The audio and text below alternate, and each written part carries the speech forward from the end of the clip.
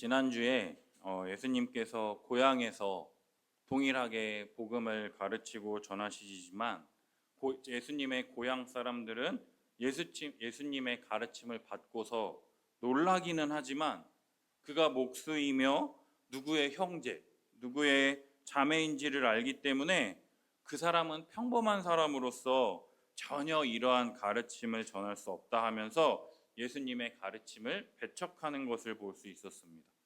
따라서 예수님께서 능력이 없으셔서가 아니라 이러한 믿음이 없는 자들에게 아무런 일도 행하시지 않음을 통해서 그들을 심판하시는 것을 살펴볼 수 있었다라는 것이죠.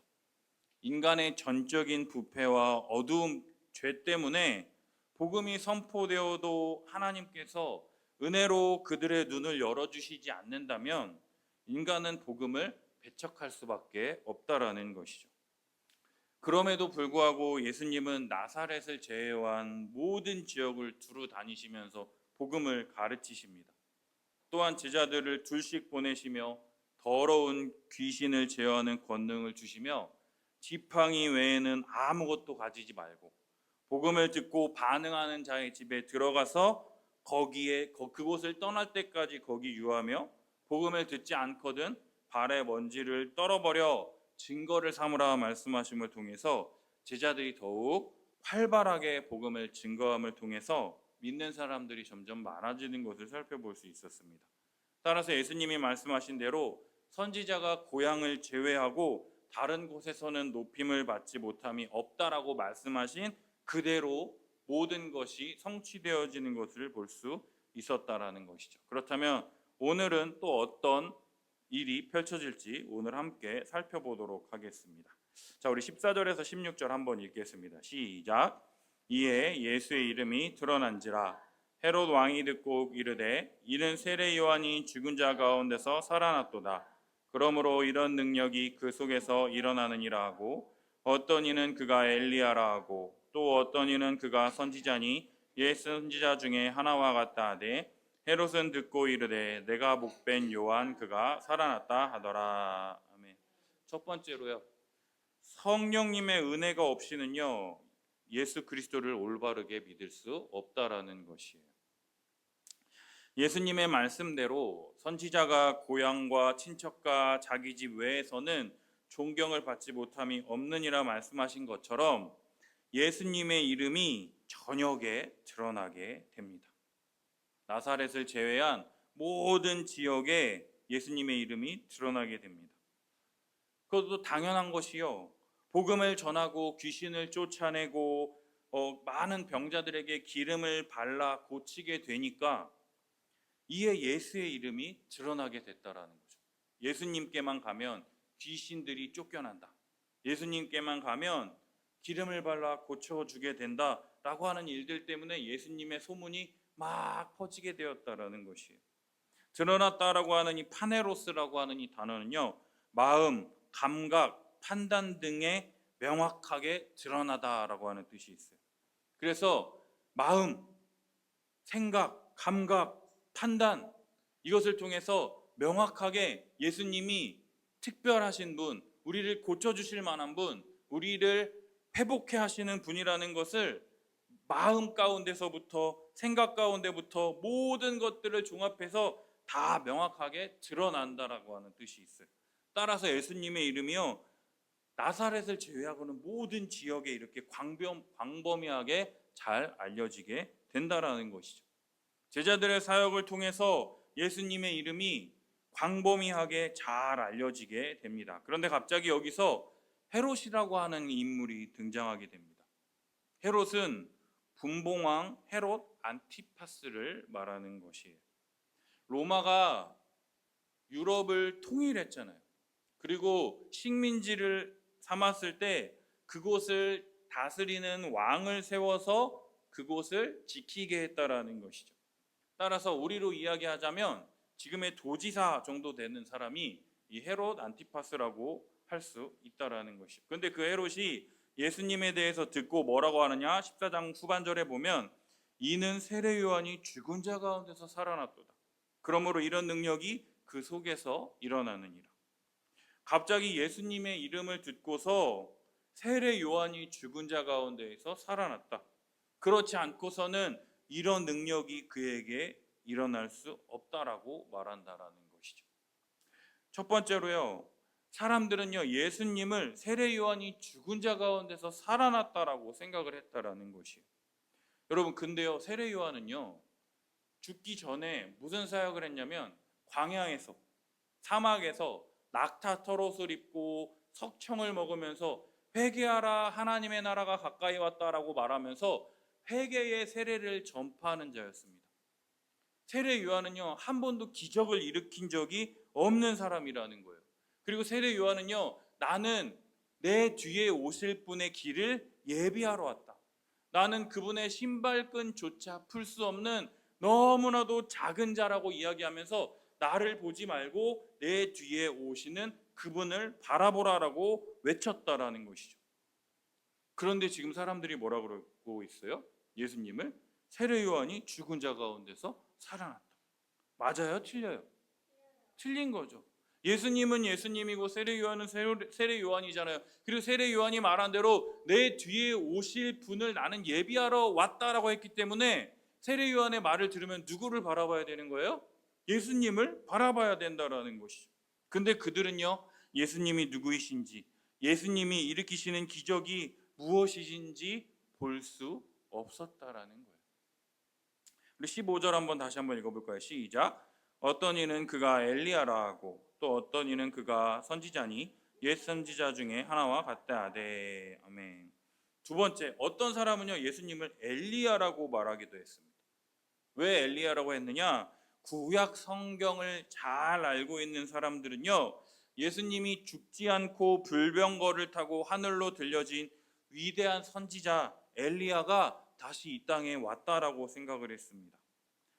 열왕기하 2장 11절에 보면은요, 두 사람이 길을 가며 말하더니 불수레와 불말들이 두 사람을 갈라놓고 엘리야가 회오리 바람으로 하늘로 올라가더라. 이렇게 기록이 되어 있습니다. 그리고 말라기 4장 5절에 보면은요, 보라 여호와의 크고 두려운 날이 이르기 전에 내가 선지자 엘리야를 너희에게 보내리니. 말라기 4장 5절. 열왕기하와 말라기 선지자의 이야기를 알고 있는, 성경을 잘 알고 있는 사람들은요 크고 두려운 날이 이르기 전에 내가 선지자 엘리야를 너희에게 보내리니까, 하늘에 올라갔던 그 엘리야가 다시 이 땅에 온다라 그랬으니까 이 사람들이 생각한 거야. 성경을 잘 알고 있잖아. 그러니까 그 하늘로 올라갔던 그 엘리야가 다시 이 땅에 왔다라는 그 말씀을 누구에게 지금 적용하고 있는 거예요? 예수님에게 지금 적용하고 있다라는 것이죠. 근데 이 예언을 누구에게 적용해야지 올바른 것이냐? 엘리야를 너희에게 보내리니, 이 다시 보낸 엘리야가 누구냐? 바로 세례 요한이라는 거예요. 그리고 예수님이 그 세례 요한이 말하는 내 뒤에 오실 그분, 나는 그분의 신발끈조차도 감당할 수 없는, 풀지 못하는 어마어마한 위대하신 분이 오실 것이다라고 하는 그 말을 들어야만 했다라는 거예요. 그리고 세 번째로 어떤 사람은요 선지자라 말하며 옛 선지자 중에 하나와 같다라고 지금 말하고 있어요. 예수님을요 모세나 이사야나 예레미야와 같은 옛 선지자 중에 하나라고 생각을 했다라는 거예요. 이 당시 사람들은요 세례 요한을요 예언자라고 생각을 했어요. 회개하라 하나님의 나라가 가까이 왔느니라 라고 말하니까 뭔가 들을 만한 이야기를 해주는, 그러나 세례 요한이 말한 그 메시지, 내 뒤에 오시는 분, 그런 얘기는 하나도 듣지 않으려 했다라는 거예요. 내 뒤에 오실 분을 또 다른 예언자로 생각을 했다라는 거예요. 그러니까 세례 요한 다음에 온 다른 선지자, 예언자, 그냥 한 사람이라고 생각을 했다라는 거예요. 그래서 예수님의 말씀을 듣지 않고 자신들이 바라는, 자신들이 듣기 좋은 말, 자신들이 듣기 좋은 일을 이야기해주는 그런 사람들을 계속해서 기다리고 있었다라는 거예요. 근데 16절 보면 뭐라 그럽니까? 헤롯은 듣고 이르되 내가 목벤 요한 그가 살아났다 하더라. 자신이 목베어 죽인 세례 요한이 살아났다라고 확신하고 있다라는 거예요. 사랑하는 여러분, 사람들은요 예수님을 세례 요한이 부활했다, 엘리야다, 선지자다, 많은 이야기를 했습니다. 근데 이게 사실이에요? 사실이 아니에요? 사실이 아닙니다. 하나님께서 성령을 보내주셔서 성령의 조명하심이 없이는요, 인간들은요, 자신이 바라는 것만 바라볼 수밖에 없는 너무나도 연약한 자라는 거예요.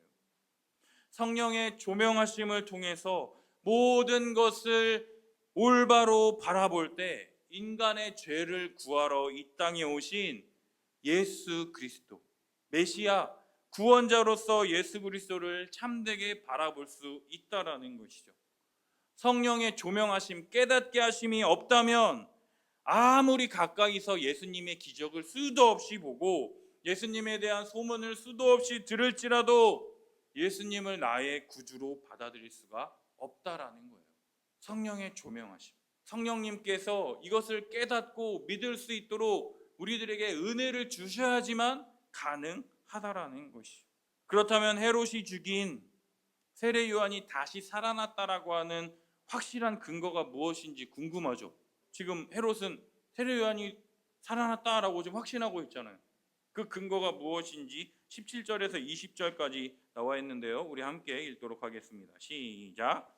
전에 헤롯이 자기가 동생 빌립의 아내 헤로디아에게 장가든 고로 이 여자를 위하여 사람을 보내어 요한을 잡아 옥에 가두었으니 이는 요한이 헤롯에게 말하되 동생의 아내를 취한 것이 옳지 않다 하였으며 헤로디아가 요한을 원수로 여겨 죽이고자 하였으되 하지 못한 것은 헤롯이 요한을 의롭고 거룩한 사람으로 알고 두려워하여 보호하며 또 그의 말을 들을 때에 크게 번민을 하면서도 달갑게 들음이러라. 아멘. 두 번째로요. 세상은 자신의 죄와 체면을 위해서 복음을 십자가에 못 박는다라는 거예요. 헤롯이요. 장가를 들었는데요. 누구에게 장가를 들으냐? 자기 동생의 아내와 결혼을 했다라는 거예요. 여러분 이게 말이 돼요? 지성이와 지민이가 있는데 지민이의 아내와 지성이가 다시 결혼하는 게 말이 돼요? 말이 안 되죠. 레위기 20장 21절에 보면요 이렇게 되어 있어요. 누구든지 그의 형제의 아내를 데리고 살면 더러운 일이라. 그가 그의 형제의 하체를 범함이니 그들에게 자식이 없으리라. 율법에서도 이렇게 하지 말라고 쓰여져 있기 때문에 세례 요한은요 헤롯이 동생 빌립의 아내 헤로디아와 결혼하는 것이 옳지 않다라고 이 헤롯에게 말했다라는 것이죠. 그러니까 헤로디아가 19절 보면 뭐라 그럽니까? 헤로디아가 요한을 원수로 여겼대. 자기 듣기 좋은 말이 아니라 듣기 싫은 소리를 하니까 원수로 여겨가지고 뭐하고자 합니까? 죽이고자 하였으되 하지 못했어요. 왜요? 헤롯이 요한을 의롭고 거룩한 사람으로 알고 두려워해서 보호하며 또 그의 말을 들을 때에 크게 번민, 걱정이 많으면서도 달갑게 들었다라는 것이죠. 좀 듣기는 싫은데 그래도 그거를 허투루 넘기지는 않고 계속해서 마음에 지니고 있었다라는 거예요.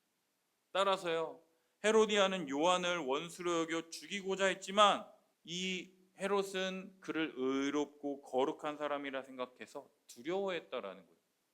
따라서 그를 잘못 해코지하거나 그에게 해를 가했을 경우에 끔찍한 일을 당할 수 있을 거라는 그 생각을 마음에 지녔다라는 거예요. 따라서 이 헤롯이 어떻게 하느냐? 요한을 감옥에 집어넣습니다. 왜 감옥에 집어넣었을까요? 감옥에 집어넣으면 헤로디아가 눈에 안 보이니까 세례 요한이 막 잘못했다라고 회개하라라고 그런 말을 듣지 않을 수 있으니까 또 그래서 헤로디아의 이 분노가 누그러들고 또 요한도 감옥에 있는 게 안전할 것이다라고 생각을 했다라는 것이죠. 근데요 이런 헤롯의 생각과는 다르게 다른 일이 펼쳐집니다. 21절 22절 함께 읽어보겠습니다. 시작. 마침 기회가 좋은 날이 왔으니 곧 헤롯이 자기 생일에 대신들과 천부장들과 갈릴리의 귀인들로 더불어 잔치할세 헤로디아의 딸이 친히 들어와 춤을 추어 헤롯과 그와 함께 앉은 자들을 기쁘게 앉으라. 왕이 그 소녀에게 이르되 무엇이든지 내가 원하는 것을 내게 구하라. 내가 주리라 하고. 아멘. 누가복음을 살펴보면은요, 이 헤로디아의 딸의 이름이 살로메라고 쓰여져 있습니다. 이 살로메가 들어왔는데, 이 살로메가 소녀라고 적혀 있잖아요. 이 소녀는 보면은요, 성경을 보면은 자세히 살펴보면 10대 중반의 나이로 홍기가 꽉 찬 아름다운 소녀를 말합니다.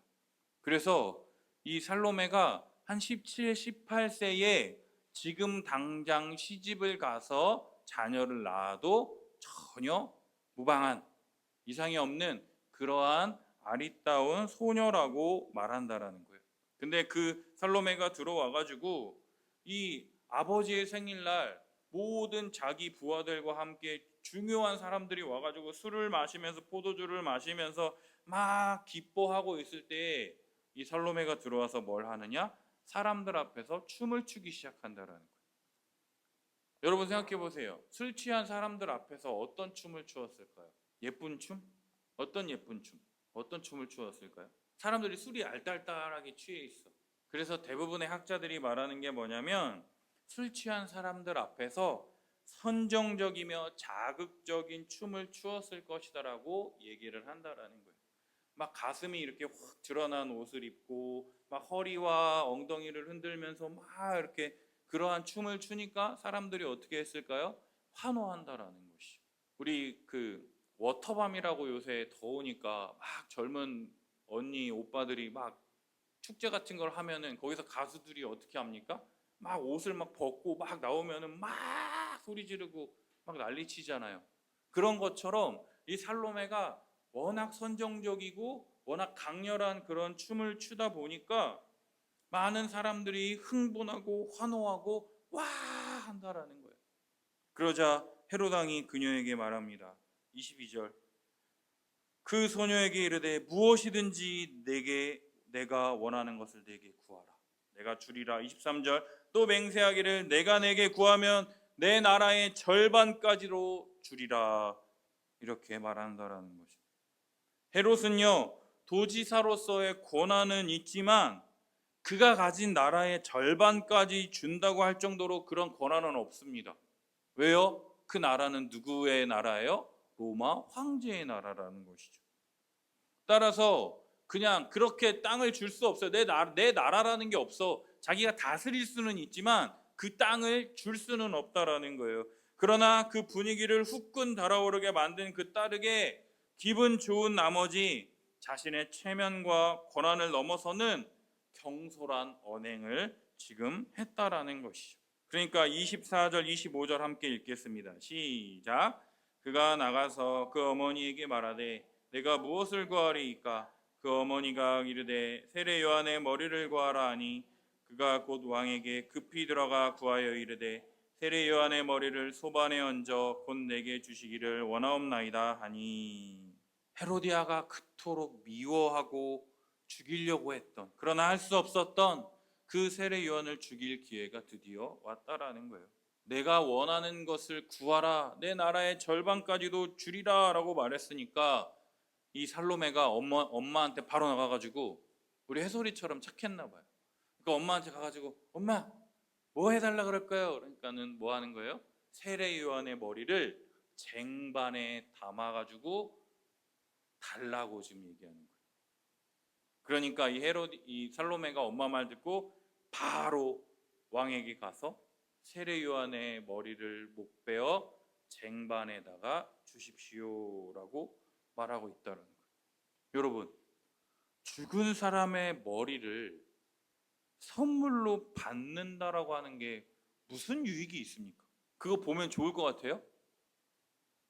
죽은 사람의 머리를 쟁반에다 이렇게 주었어. 그거 보면 끔찍하지 않을까요? 꿈에 나올까봐 무섭지 않을까요?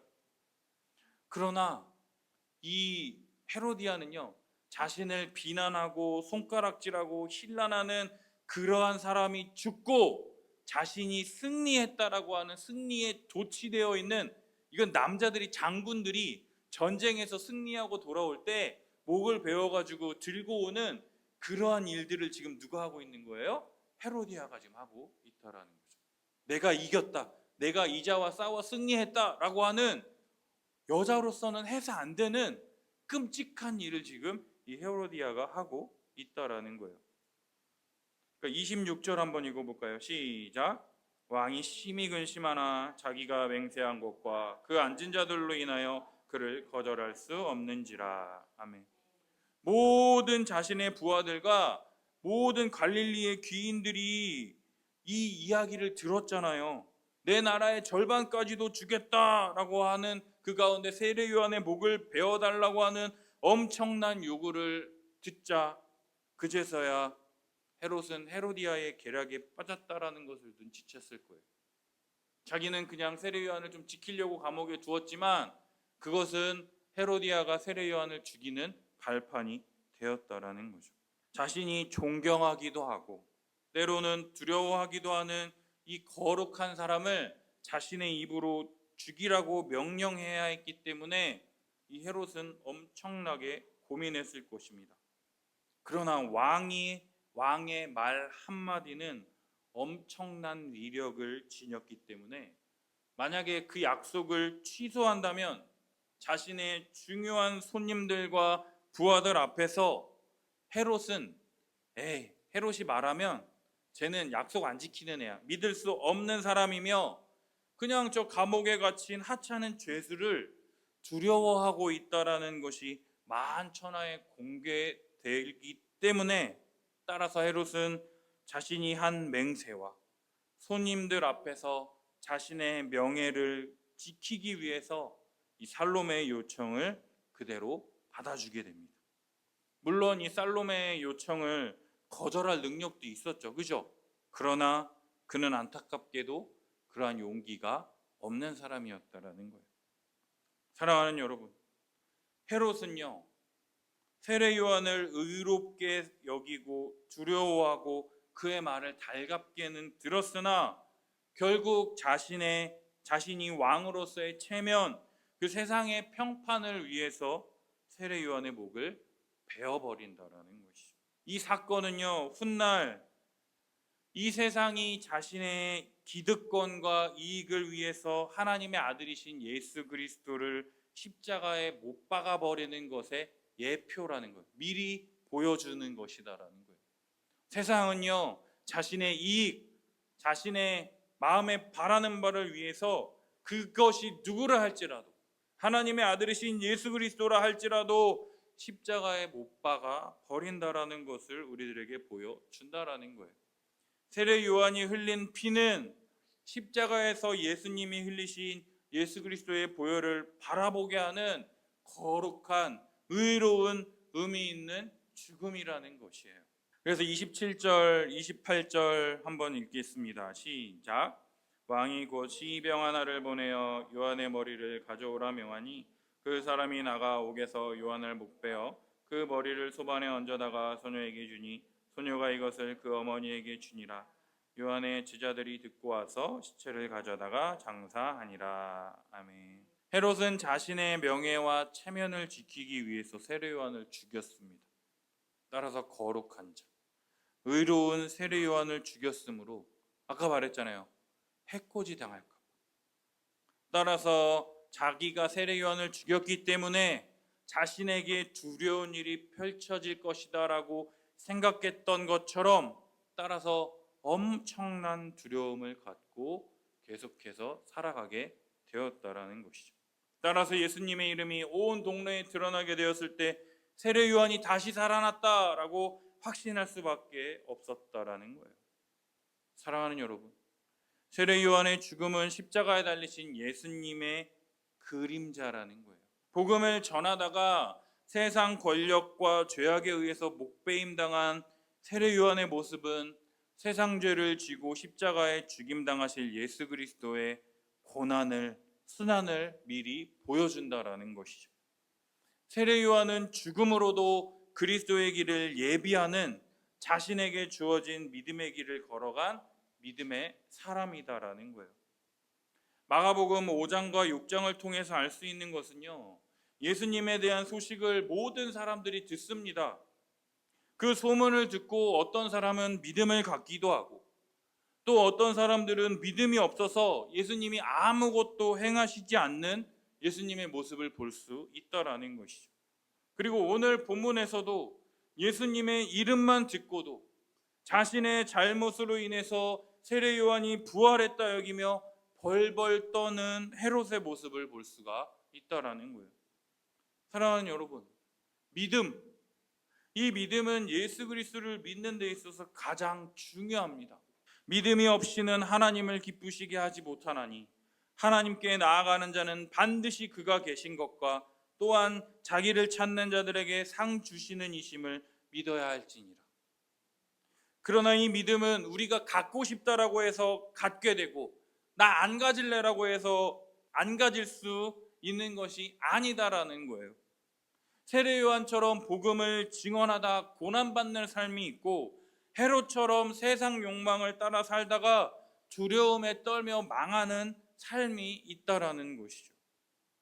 우리는 원래요 헤롯과 같이 자기 자신의 이익과 자신의 죄악으로 말미암아서 죄를 선택할 수밖에 없는 자들이었습니다. 그러나 하나님께서 우리들에게 예수 그리스도의 복음을 들려주시고 말씀을 믿을 수 있도록 성령의 은혜를 베풀어 주셔서 예수 그리스도를 나의 주님으로 고백할 수 있게 되었다라는 것이죠. 믿음은 들음에서 나며 들음은 그리스도의 말씀으로 말미암았느니라. 따라서 예수 그리스도에 대한 이 말씀, 예수님이 누구이시며 예수님이 어떠한 일을 행하셨는지, 그분이 행하신 일이 2000년이 지난 지금 내 삶 가운데서도 영향을 미치며 그분이 나와 지금도 살아 역사하시며 나와 함께 동행하시는 거룩하신 하나님이라는 것을 믿을 때에 야이로가 경험했던 내 딸에게 손을 얹어 구원을 얻게 하소서라고 하는 그 일들이 우리들의 삶 가운데 펼쳐질 것이고 그의 옷에 손만 대어도 구원을 얻겠다라고 했던 이 혈류증의 여인과 같은 기적이 우리들의 삶 가운데 펼쳐지게 될 것이다라는 거예요. 그러나 그들이 가진 그 믿음이 위대해서 잘나서 아니요. 그들에게 그러한 믿음을 선물로 주시고 그리스도를 바라볼 수 있는 은혜를 허락해 주셨기 때문에 이러한 일들이 펼쳐졌다라는 거예요. 여러분, 우리는요 전적 타락했어요. 우리는 하나님을 바라볼 수도 하나님을 생각할 수도 없는 죄인이라는 거예요. 그럼에도 불구하고 하나님께서 죄인된 우리에게 찾아오셨어요. 그래서 우리에게 말씀을 들려주시고 이 매주 선포되어지는 이 말씀을 통해서 예수 그리스도를 바라보게 하셨다라는 거예요. 그것이 은혜라는 거죠. 에베소서 2장 8절에 이렇게 돼 있어요. 너희는 그 은혜에 의하여 믿음으로 말미암아 구원을 받았으니 이것은 너희에게서 난 것이 아니요 하나님의 선물이라. 아멘.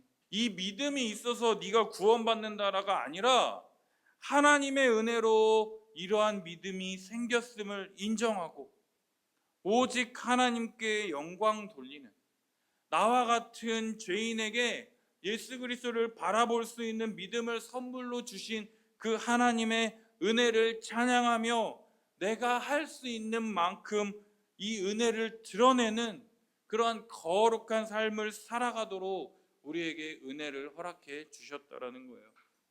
은혜라는 것, 이 믿음이라는 것, 정말 믿음이 무엇입니까? 믿음은 하나님의 선물이라는 거예요. 정말로 이 헤롯처럼 이거는 세례 요한이 부활한 거야 아니잖아요.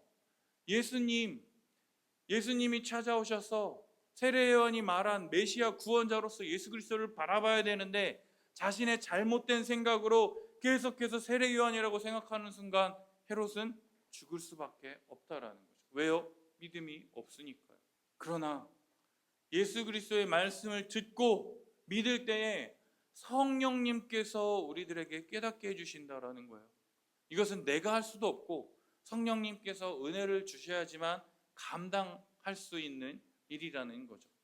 정말로 우리들에게 정말 성령을 보내어 주셨어요. 그리스도와 연합해서 이 말씀을 듣고 예수님을 바라보고 예수님을 믿을 수 있는 은혜를 주신 그 하나님께 감사하며 믿음으로 한 주간을 살아가는 우리 성도님들이 되시기를 예수님의 이름으로 축복합니다.